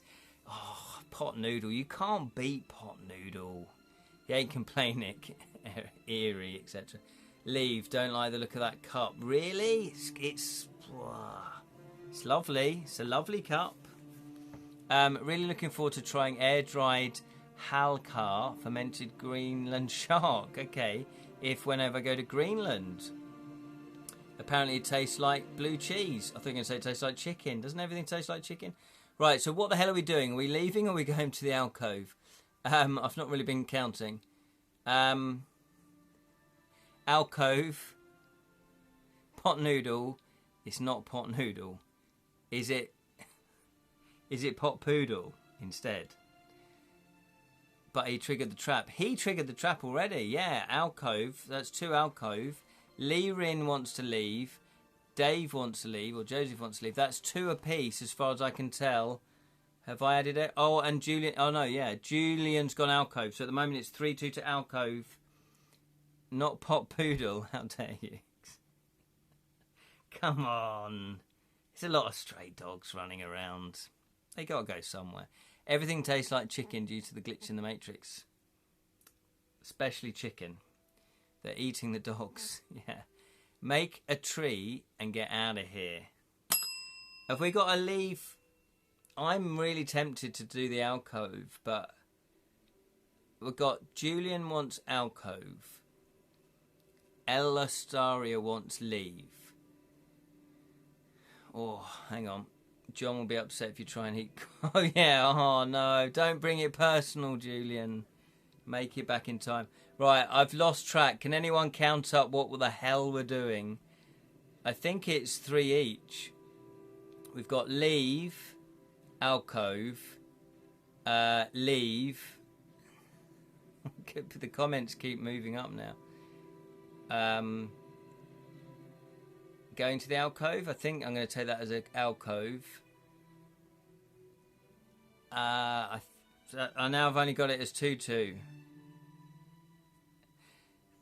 I can't add it up. Can someone add it up? Because because you've written loads of different comments in between. So we've got leave, alcove. Alcove is one ahead. Okay, I thought it was. Right, here we go then. Alcove's one ahead. Yes, we will not concur. We will not concur the conquer. So we're going to leave. No, we're not. We're going to the alcove. We're going to the alcove. 41. Come on, it would be a shame not to... I'm always curious with these sorts of things. For better or for worse, I do sort of stumble headlong into these, into traps. You might not be ready for it, but your kids will love it.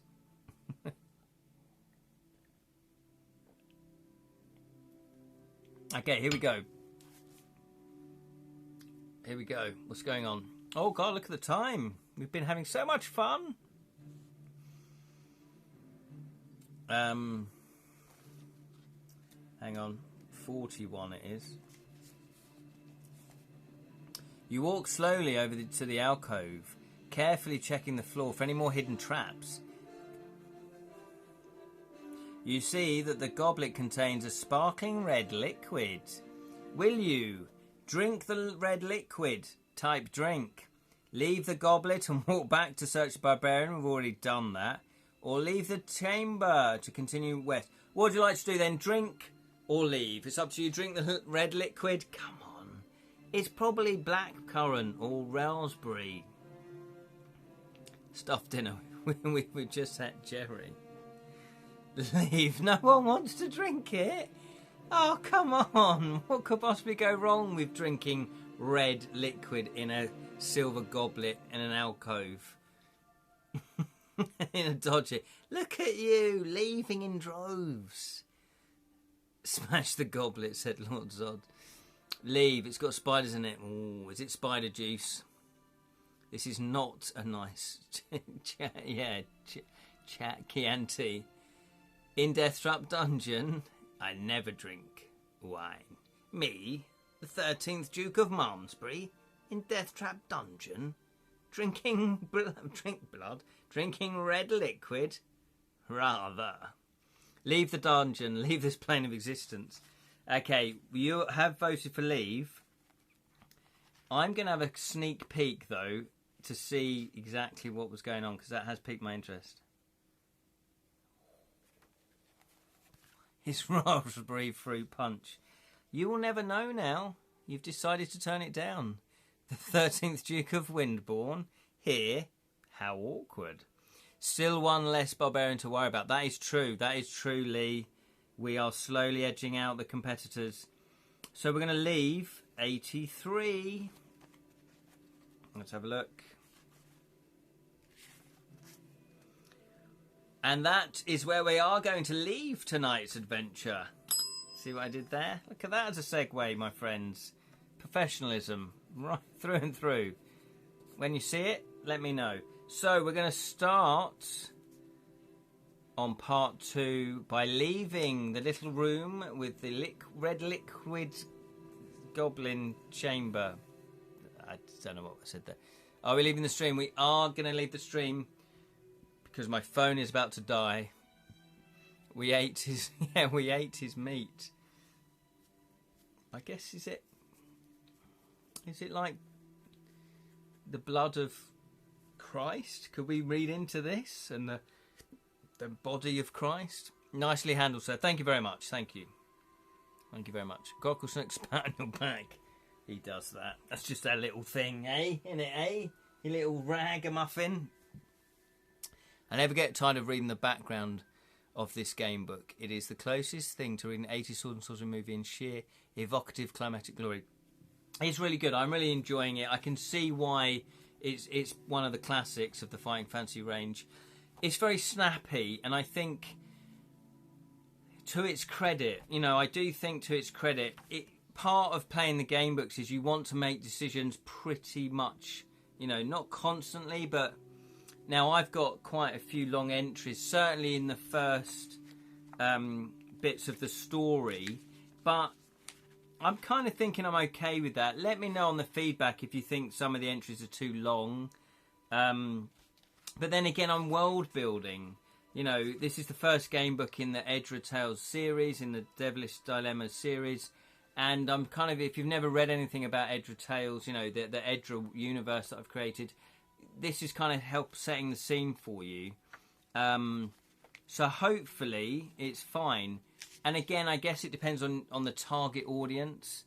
You know, these very much, you know, in the day were targeted for children. And I guess they thought, yeah, if we keep the paragraph short, then, you know, it's going to keep their attention. Loot their corpses. Loot everybody's corpses. Why not? Change your phone, keep calm and carry on living. Yeah, the blood of Livingston. No, it's just poison. It could be poison. Who knows? Who knows? Says Julian. Says it's poison. Oh, by the way, anyone else watching Twitch videos on your phone, update your app. Oh, okay. Yes. Thank you, Liren. Thank you. So, Julian, I think I might be upgrading my Twitch experience, so to speak, because Julian has got a flashy bells and whistles, wells and bistles Twitch experience where there's an overhead camera. He does all sorts of stuff. He has emojis.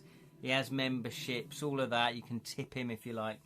So I have been chatting to Julian about maybe I could be doing that. I don't know. We'll see. Nice bistles, sir.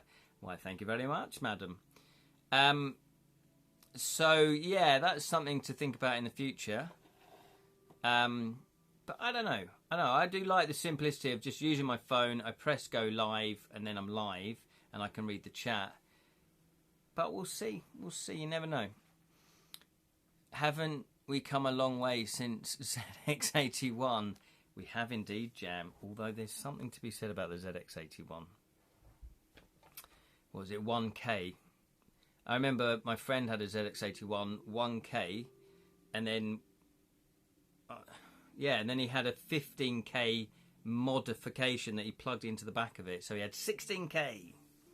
Then I got a ZX Spectrum, which was 48K. Edra Tales Raw. I like that. Yes, but not fair. Oh, not as far as the ZX80. Oh, is that what it was? ZX80. Maybe, yeah, he had the very first one of those. Anyway, lovely to catch up with you all again and to play the game book, Deathtrap Dungeon. Enjoying it a lot so far. It's very good. It's very pacey. Obviously, they're very well written. And this one, especially, is a bit of an icon. And when we go to Fighting Fantasy 6... I'm not going to feel ashamed now by not playing Deathtrap Dungeon. I'm going to be there, strutting around, going, have you played Deathtrap Dungeon? Have you played Deathtrap Dungeon? Obviously, I'm not going to ridicule anyone that hasn't. But maybe not to their face, anyway. Horace and the Spiders. God, I remember that. Horace Goes Skiing. 8081 Spectrum QL. Oh, I don't remember the QL and the C5. Wasn't the Spectrum... Yeah, it was the Commodore 64, wasn't it? They were the big rivals. Okay, there we go. I'm so pleased you managed to get a copy. Yes, yeah, it was great. I thought these were like mega expensive, but they're not. This was about £4, something like that. So thank you for the link. And it arrived in pretty good time. It arrived Monday, I think, so that's good. You should ridicule others. It's well fun. I had a Jamstrad. Huzzah! So there we go. Hopefully you've enjoyed it as well. It's been a lot of fun. Thank you so much for playing. My next live stream is 10 a.m. UK time, there or thereabouts. I'll try to get there for 10 a.m. Where called Edra Scrolls, Ramblings of a Storyteller, where we talk about your creative projects, we talk about my creative projects, we talk about fantasy in general, and we do ramble off onto some other subjects, probably like the snooker.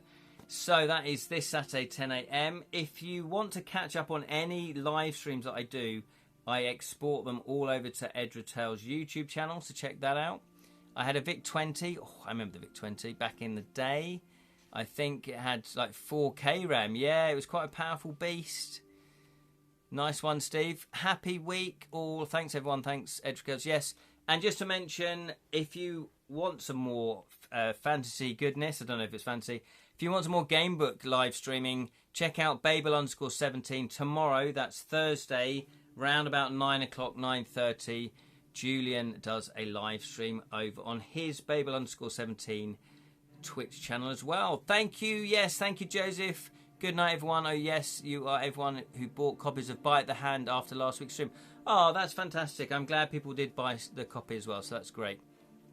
Thank you, Jam. Thank you, Julian. Thank you, Lee. Thank you, Lord Zoz. Thank you, Glenn. Thank you, Sally. Thank you, Lirin. Thank you, Estrol. Oh, I can't pronounce your name. I'm so sorry. Estrol. Oh, you know who I mean. Estrolia. Estralia? There we go. Eslostria. I'm so sorry. I messed your name up. Thank you, everybody that's watched. Thank you, Jonathan. Thank you, Joseph. Have I missed anyone? Thank you, Steve. Thank you, John. Thank you, Sally. Australia. Oh, Australia. Maybe that's how I remember how to play it. Drink more. I need to drink more. Yes, and thank you to all those that watched but didn't comment. That's more than appreciated. And if you're watching this on playback, thank you so much as well. I do appreciate it. If you do want to follow the champion, if you do want to follow the channel like Eternal_Champion87 has done recently, then I would much appreciate it. It all helps with the algorithms. And if you want to go over to the YouTube channel, go to Edra Tales YouTube channel, and you can subscribe there for some more fancy goodness. Am I still going? Yes, Sally, I am still going. But we are just now wrapping up. Take care. Hello and bye-bye. Yes, you're just in time to see the end of Ronnie game. Ooh, lovely. I know what I'll be doing. Take care, everybody. And remember, may your thieving never be caught.